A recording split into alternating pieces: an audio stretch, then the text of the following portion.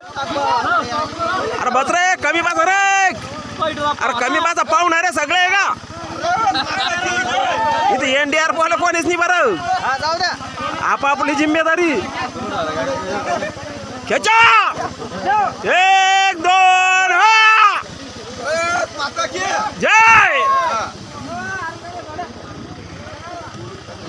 बघा मित्रांनो, श्रद्धाळू स्वतःचा जीव मुठीत घालून अपडाऊन करीत आहे.